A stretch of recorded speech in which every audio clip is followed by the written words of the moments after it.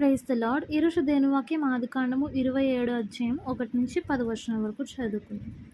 ఇస్సాకు వృద్ధుడై అతని కన్నులకు మందదృష్టి కలిగినప్పుడు అతడు తన పెద్ద కుమారుడైన ఏశావుతో, నా కుమారుడా అని అతని పిలువగా, అతడు చిత్తము నాయన అని అతనితో ననెను. అప్పుడు ఇస్సాకు, ఇదిగో నేను వృద్ధుడను, నా మరణ దినము నాకు తెలియదు, కాబట్టి నీవు దయచేసి నీ ఆయుధములైన నీ అంబుల పొదిని, నీ విల్లును తీసుకొని అడవికి పోయి నా కొరకు వేటాడి మాంసము తెమ్ము. నేను చావక మునుపు నిన్ను నేను ఆశీర్వదించినట్లు నాకిష్టమైన రుచిగల భోజ్యములను సిద్ధపరచి నేను తినుటకై నా యొద్దకు తెమ్మని చెప్పాను. ఇస్సాకు తన కుమారుడగు ఏశావుతో ఇట్లు చెప్పుచుండగా రిబ్కా వినుచుండెను.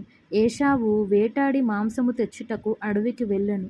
అప్పుడు రిబ్కా తన కుమారుడగు యాకోబును చూచి, ఇదిగో నీ తండ్రిని నీ అన్న అయిన ఏశావుతో మృతి పొందక మునుపు నేను తిని యెహోవా సన్నిధిని నిన్ను ఆశీర్వదించినట్లు నా కొరకు మాంసము తెచ్చి నాకు రుచిగల భోజ్యములను సిద్ధపరచమని చెప్పగా వింటిని. కాబట్టి నా కుమారుడా, నా మాట విని నేను నీకు ఆజ్ఞాపించినట్టు చేయుము.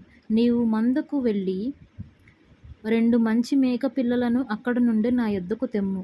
వాటితో నీ తండ్రికి ఇష్టమైన రుచిగల భోజ్యములను అతనికి చేసేదను. నీ తండ్రి మృతి పొందక ముందు అతడు వాటిని తిని నిన్ను ఆశీర్వదించినట్లు నీవు వాటిని నీ తండ్రి యొద్దకు తీసుకొని పోవలెననెను.